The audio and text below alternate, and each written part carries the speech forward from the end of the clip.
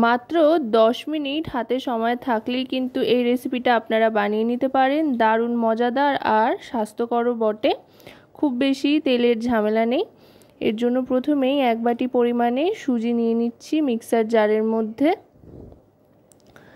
সুজিটা নিয়ে নেওয়ার পর এবার যে বাটিতে সুজিটা পরিমাপ করে নিয়েছি সেই বাটিরই 1 বাটির থেকে একটু কম টক দই নিয়ে নিচ্ছি। আপনারা চাইলে কিন্তু জল আর টক দই দুটো ব্যবহার করতে পারেন, তবে আমি এখানে শুধুমাত্র টক দই ব্যবহার করছি, জলের ব্যবহার করছি না। তার সাথে নিয়ে নিচ্ছি বড় চামচের 1 চা চামচ চিনি। এবার এটাকে ভালো করে ব্লেন্ড করে নিতে হবে। একদম স্মুথ একটা মিশ্রণ তৈরি হয়ে গিয়েছে দেখুন। এবার একটা মিক্সিং বোলের মধ্যে এটা ঢেলে নেব। মিক্সিং বোলে এটা ঢেলে নেওয়ার পর এবার এর মধ্যে দিয়ে দিচ্ছি জিরে, তারপর দিয়ে দিচ্ছি পরিমাণ মতো নুন। জিরেটা দিলাম, এটায় বেশ সুন্দর একটা ফ্লেভার আসে, সেই জন্য জিরে আর নুন দিয়ে এটাকে ভালো করে মিশিয়ে নিচ্ছি।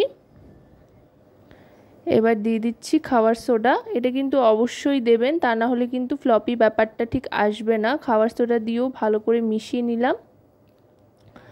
আপাতত কিন্তু এটা মোটামুটি ব্যাটারটা বা মিশ্রণটা তৈরি হয়ে গিয়েছে, আর তেমন কিছু এতে মেশানো নেই। এবার যেটা করব, একটা ছড়ানো থালা নিয়ে নিতে হবে। থালার মধ্যে সাদা তেলটা মাখিয়ে নিচ্ছি ভালো করে। সাদা তেলটা ভালো করে মাখিয়ে নিতে হবে চারধারে, কোনো দিক বাদ দিলে কিন্তু চলবে না, তাহলে পরে কিন্তু এটা তুলতে সমস্যা হবে। সাদা তেলটা চারধারে ভালো করে মাখিয়ে নেওয়ার পর এবার সুজি আর টক দইয়ের ব্যাটারটা এর মধ্যে ঢেলে দেব। দেখুন এমনি কিন্তু নিজের থেকেই চারধারে ছড়িয়ে যাচ্ছে। এবার এটা ঢেলে নেওয়ার পর একটা ফ্রাই প্যান বসিয়ে দিতে হবে গ্যাসে। গ্যাসটা প্রথমে হাই ফ্লেমেই রাখবো। রেখে 1 কাপ মতো জল দিয়ে দিচ্ছি এখানে, বেশ বড় কাপের 1 কাপ জল দিয়ে তারপর একটা স্ট্যান্ড বসিয়ে দিচ্ছি। তারপর এই থালাটা বসিয়ে দিলাম। বসিয়ে দিয়ে হাই ফ্লেমে থাকা অবস্থাতেই ওপর থেকে অল্প একটু কাশ্মীরি রেড চিলি পাউডার আর একটু হলুদ গুঁড়ো ছড়িয়ে দেব। এটা কিন্তু দেখতে সুন্দর লাগার জন্য, বেশ ওপরে সুন্দর একটা কালার আসবে, যেটা দেখতে এই রেসিপিটাকে আরও অনেক বেশি লোভনীয় করে তুলবে। এই লঙ্কার গুঁড়োটা ছড়িয়ে দেওয়া হয়ে গেল। এবার একটু হলুদ গুঁড়োও ছড়িয়ে দিচ্ছি।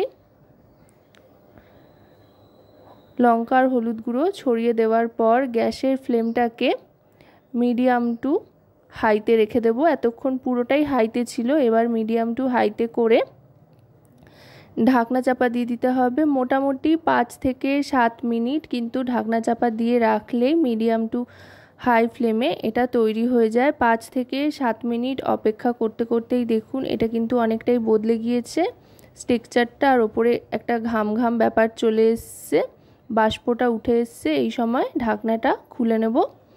ঢাকনাটা তুলে নেওয়ার পর এবার গ্যাসের ফ্লেমটা অফ করে দিয়েছি।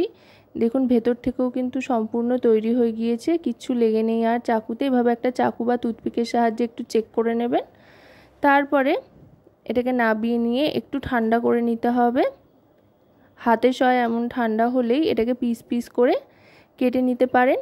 আপনারা আপনাদের পছন্দ মতো যে কোনো আকার আকৃতি দিতে পারেন। আমি এখানে ত্রিকোণ ত্রিকোণ করে কেটে নিচ্ছি।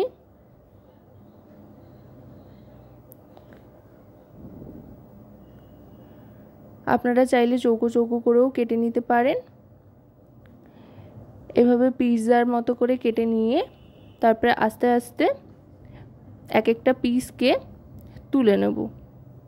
দেখুন দেখতে কতটা সুন্দর হয়েছে হলুদ আর লঙ্কার গুঁড়ো দেওয়ার কারণে। আপনারা চাইলে এটা এভাবেই সার্ভ করতে পারেন খাওয়ার জন্য। এভাবে খেতেও কিন্তু বেশ ভালো লাগে, খারাপ লাগে না। তবে যেহেতু ভিডিও বানাচ্ছি তাই আরেকটু লোভনীয় করে তুলতে, আরেকটু নজরকাড়া করে তুলতে যেটা করব সেটা হচ্ছে ফ্রাই প্যানের মধ্যে দিয়ে দেব 1/2 চামচ মতো ঘি। এটা চাইলে আপনারা বাটার বা সাদা তেল দিয়েও করতে পারেন, তবে আমি ঘিয়ের ব্যবহার করছি। সুজির সাথে আমার মনে হয় ঘিয়ের গন্ধটাই বেশি ভালো যায়, সেই জন্যই ঘিয়ের ব্যবহার করছি। ঘিটা মেল্ট করে গেলে তারপরে এই পিসগুলো একটা একটা করে দিয়ে জাস্ট এপিট ওপিট একটু শ্যালো ফ্রাই করে নেব। আশা করব রেসিপিটি আপনাদের ভালো লাগবে। ভালো লাগলে অবশ্যই রান্নাবাটি চ্যানেলটিকে সাবস্ক্রাইব করে লাইক শেয়ার কমেন্টের মাধ্যমে আমাদের পাশে থাকবেন, আর পাশে থাকা বেল আইকনটি অন করে দেবেন সবার আগে সমস্ত রকম নতুন রান্নার নোটিফিকেশান পাওয়ার জন্য, কারণ আপনাদের নিয়ে আপনাদের জন্যই কিন্তু আমাদের চ্যানেল রান্নাবাটি।